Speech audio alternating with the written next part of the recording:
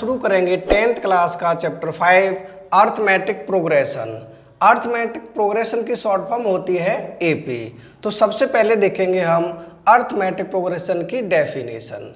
तो इसकी डेफिनेशन होती है an arithmetic progression is a sequence where the differences between every two consecutive terms are the same. यानी दो कंसेक्यूटिव टर्मों के बीच की जो डिफरेंस होता है वो सेम होता है। इसे हम एग्जाम्पल से सीखते हैं।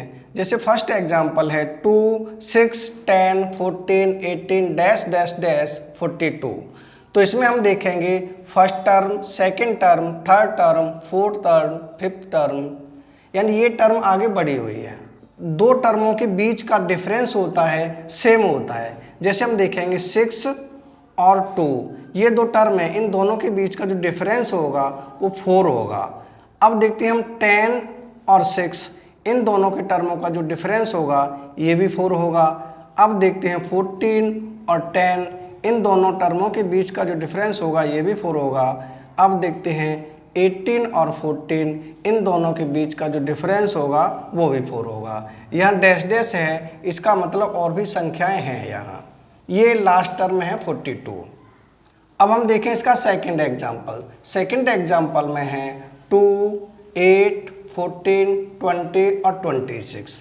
तो इनमें हम देखें 8 और 2, इन दोनों टर्मों के बीच का जो डिफरेंस होगा वो होगा 6। अब देखें 14 और 8, 14 और 8 के बीच का जो डिफरेंस होगा वो भी होगा 6, और 20 और 14 के बीच का जो डिफरेंस होगा वो भी होगा 6, और 26 और 20 के बीच का डिफरेंस होगा वो भी होगा 6। यानी सभी टर्मों का जो डिफरेंस होता है सेम होता है। तो ये तो हो गई अर्थमेटिक प्रोग्रेशन। तो अब देखेंगे हम काइंड्स ऑफ एपी, यानी एपी के प्रकार। तो नंबर फर्स्ट है फाइनाइट एपी। फाइनाइट एपी की डेफिनेशन है the AP has limited terms called finite AP. यानी कि इसमें लिमिटेड टर्म होती है, यानी कि इसमें लास्ट टर्म दी होती है वो होती है फाइनाइट एपी। जैसे फर्स्ट एग्जांपल है तो इसमें लास्ट टर्म दी हुई है 42, तो जिसमें लास्ट टर्म दी होती है वो होती है फाइनाइट एपी। सेकंड है इनफाइनाइट एपी। इसकी डेफिनेशन है the AP has unlimited terms called infinite AP. यानी इसमें अनलिमिटेड टर्म होती हैं वो होती है infinite AP.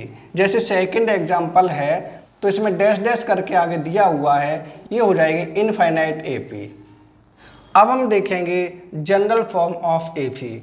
General form of AP होती है ए प्लस डी, ए प्लस 2d, ए प्लस 3d, ए प्लस 4d, ए प्लस 5d, ए प्लस 6d, ऐसे ही आगे तक हम बढ़ा सकते हैं। जिसमें ए होती है फर्स्ट टर्म और डी होती है कॉमन डिफरेंस। यानी जैसे ये है फर्स्ट टर्म, ये हो जाएगी A1 और ये हो जाएगी A2 और ये हो जाएगी A3, ये हो जाएगी A4, ये हो जाएगी A5। यानी ये हो जाएगी first term, second term, third term, fourth term और फिफ्थ टर्म। फर्स्ट टर्म सीधी ए की वैल्यू होती है वो होती है फर्स्ट टर्म, सेकंड टर्म होती है ए प्लस डी और थर्ड टर्म होगी ए प्लस 2d, फोर्थ टर्म होगी ए प्लस 3d, फिफ्थ टर्म होगी ए प्लस 4d और सिक्स टर्म होगी ए प्लस 5d। ऐसे ही हम आगे तक लिख सकते हैं। एपी की जनरल फॉर्म से हम एपी बनाना सीखेंगे। यानी कि हमारे पास हमने मान लिया ए की वैल्यू है 4 है और डी है वो 6 है। अब इसमें हमें निकालनी है फर्स्ट टर्म।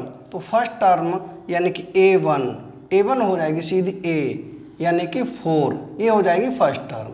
और सेकंड टर्म होती है A प्लस डी, तो सेकंड टर्म यानी A2 इक्वल टू होगी A प्लस डी। A की वैल्यू है हमारे पास 4 एंड 4 प्लस डी की वैल्यू है 6, तो ये हो जाएगी 6। ये हो जाएगी 4 प्लस 6 इक्वल टू 10, यानी यहाँ हो जाएगी 10। सेकंड टर्म हो जाएगी 10। अगर हम थर्ड टर्म निकालेंगे तो A3 होगी A प्लस 2d। तो यहाँ हम वैल्यू रखेंगे, यानी A की वैल्यू है 4 प्लस 2d, डी की वैल्यू है 6, ये हो जाएगा 4 प्लस 2 6 जा 12, यानी कि दोनों को ऐड करेंगे तो ये हो जाएगा 16, यानी कि थर्ड टर्म हो जाएगी 16।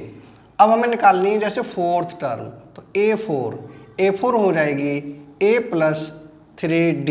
A की वैल्यू है हमारे पास 4 प्लस 3, D की वैल्यू है 6, तो ये हो जाएगी 4 प्लस 3 6 जा 18, ये हो जाएगी 18। दोनों को ऐड करेंगे तो ये हो जाएगी 22, यानी कि फोर्थ टर्म हो जाएगी 22। यानी कि अब हम इसकी फिफ्थ टर्म निकाल रहे हैं, यानी A5 होगी A प्लस 4D। A की वैल्यू है 4 प्लस 4 मल्टीप्लाई D की वैल्यू है 6, ये हो जाएगी 4 प्लस 4 6 जा 24। दोनों को ऐड करेंगे तो ये हो जाएगी 28, फिफ्थ टर्म हो जाएगी 28। ऐसे हम निकालते हैं AP, यानी कि इसे हम AP में लिखेंगे तो AP हो जाएगी, A की वैल्यू है 4 और सेकंड टर्म आई 10, तो ये हो जाएगी 10, थर्ड टर्म है 16 तो 16, और फोर्थ टर्म है 22 तो 22, फिफ्थ टर्म है 28। आगे हम और भी निकाल सकते हैं कोई सी भी, ये हो जाती है AP। अब हम सीखेंगे कॉमन डिफरेंस। कॉमन डिफरेंस को हम D से लिखते हैं, यानी हमारे पास AP है 4 10 16 22 और 28 डैश डैश डैश, यानी आगे भी है। तो इसमें हमें कॉमन डिफरेंस फाइंड करना है। ये होता है A1, जो 4 हो जाएगा A1 A2 A3 A4 A5, यानी कि first term, second term, third term, fourth term और फिफ्थ टर्म। ये हो जाएगी A1, ये हो जाएगी A2, ये हो जाएगी A3, ये हो जाएगी A4, ये हो जाएगी A5, ये हो जाएंगी टर्म। कॉमन डिफरेंस निकालने के लिए A2 में से A1 माइनस करते हैं और A3 में से A2 माइनस करते हैं, A4 में से A3 माइनस करेंगे, A5 में से A4 माइनस करेंगे। तो हम निकालें D, यानी कॉमन डिफरेंस। कॉमन डिफरेंस होगा A2 माइनस A1। A2 है हमारे पास 10 और A1 है 4। 10 में से 4 माइनस करेंगे, यहाँ आ जाएगा 6, यानी कॉमन डिफरेंस आ जाएगा 6। अब दूसरी बार में हम कॉमन डिफरेंस निकालेंगे तो अगली बार में लिखाएंगे A3 माइनस A2, यानी कि A3 माइनस A2। तो A3 है हमारे पास 16 और A2 है 10, तो इसी को आगे बढ़ा दें। A3 है 16 और A2 है 10, यानी 16 में से 10 माइनस करेंगे तो ये भी आ जाएगा 6, यानी कि दूसरी बार में भी कॉमन डिफरेंस आएगा 6, यहाँ भी 6 और यहाँ भी 6। अब तीसरी बार निकालेंगे कॉमन डिफरेंस, यानी D equal to A4 minus A3। A4 की वैल्यू है 22 और A3 है 16, यानी कि 22 माइनस 16। 22 में से 16 माइनस करेंगे तो यहाँ भी आ जाएगा 6, यानी D की वैल्यू आएगी 6। एक बार और निकालें, यानी D इक्वल टू, अब की बार लिखेंगे A5 माइनस A4, यानी A5 की वैल्यू है 28 और A4 है 22।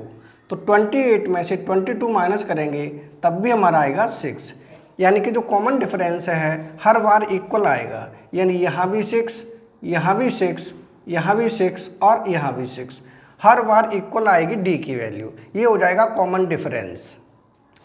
अब हम देखेंगे, यानी नंबर ऑफ टर्म फाइंड करने हो, जैसे क्वेश्चन बना दिया है फाइंड द 10th टर्म, यानी हमें 10th टर्म फाइंड करने हैं। फर्स्ट, सेकंड, थर्ड, फोर्थ हमें दिए हुए हैं, इसका 10th टर्म फाइंड करना है यहाँ। उसके लिए हमारे पास फॉर्मूला होता है an equal to a plus bracket में n-1 ब्रैकेट क्लोज d। ये होता है formula number of terms find करने का। हमारे पास AP है 2 7 12 और 17 डैश डैश डैश, यानी 10th टर्म की जो संख्या होगी वो क्या होगी। तो हमारे पास A की वैल्यू हो जाएगी A इक्वल टू 2 और है n है नंबर ऑफ टर्म, यानी कि n की वैल्यू हो जाएगी 10। D होता है कॉमन डिफरेंस, यानी कि D इक्वल टू 7 माइनस 2, ये हो जाएगा 7 माइनस 2 इक्वल टू 5। डी की वैल्यू हो जाएगी 5 एंड ए की वैल्यू 2 और एन की वैल्यू 10 और डी की वैल्यू 5। अब हम इन्हें इस फॉर्मूले में रख देंगे तो हमारी 10th टर्म आ जाएगी कि 10वीं टर्म क्या होगी, ए एन। तो यहाँ ए एन की वैल्यू है हमारे पास 10, तो ए 10 यानी कि 10th टर्म।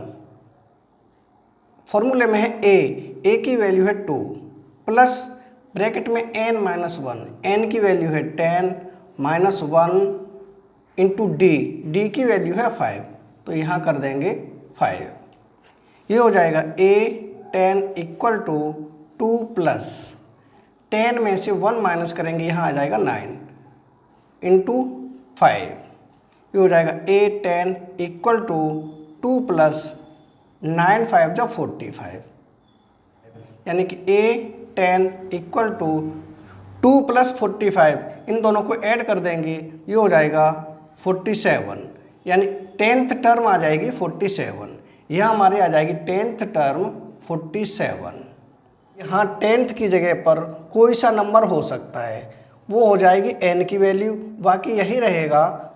अब है sum of first n terms of AP, यानी कि फर्स्ट n टर्म का सम निकालना है, तो उसके लिए फॉर्मूला होता है s इक्वल टू n/2 बड़ा ब्रैकेट 2a प्लस छोटे ब्रैकेट में n minus 1 bracket close d बड़ा ब्रैकेट क्लोज। ये होता है सम निकालने के लिए फॉर्मूला, यानी इसी AP का फर्स्ट 10 टर्म का सम फाइंड करेंगे। तो n है इसमें 10, हमने n की वैल्यू रख ली 10। a की वैल्यू है 2 एंड a इक्वल टू 2 और d इक्वल टू है, d की वैल्यू निकल के आई थी 5, तो यहाँ रख लें हम 5।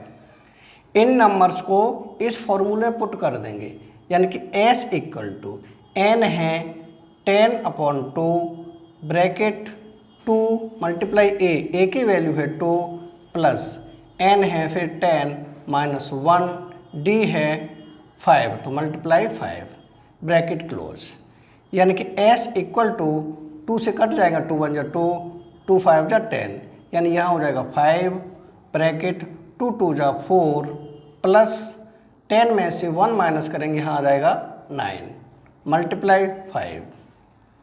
ये हो जाएगा s इक्वल टू 5 ब्रैकेट में, ये हो जाएगा 4 प्लस 9 5 जा 45, ये हो जाएगा 45, यानी कि s इक्वल टू 5 ब्रैकेट में को ऐड करेंगे, ये हो जाएगा 49।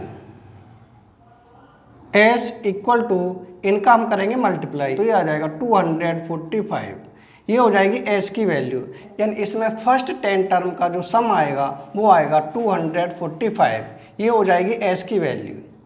सम निकालने का एक फॉर्मूला और होता है s equal to n/2 bracket में a प्लस l। इस फॉर्मूले को जब यूज करते हैं जब हमें लास्ट टर्म दी हो, हमें l की वैल्यू लास्ट टर्म दी हो, तब हम इस फॉर्मूले को यूज करेंगे। s इक्वल टू n की वैल्यू थी 10, तो यहाँ रखते हैं 10/2 ब्रैकेट में a की वैल्यू है 2 प्लस l की वैल्यू है हमारी 47, तो यहाँ रख दें 47, 2 से कट जाएगा, 2 1 जा 2, 2 5 जा, यानी s इक्वल टू यहाँ 5 ब्रैकेट में बचेगा 47 प्लस 2 यानी कि 49। s इक्वल टू इन दोनों का मल्टीप्लाई करेंगे तो ये हो जाएगा 245, यानी h की वही वैल्यू आएगी जो इसमें आई है, क्योंकि हमने एक ही AP को दो तरह से सॉल्व किया है, तो ये हो जाएगा दूसरा मेथड। 5th चैप्टर का इंट्रोडक्शन वीडियो कंप्लीट हो चुका है। अगर वीडियो पसंद आए तो लाइक और कमेंट जरूर करें। नेक्स्ट वीडियो में फिर मिलेंगे नेक्स्ट क्वेश्चन के साथ। Thank you.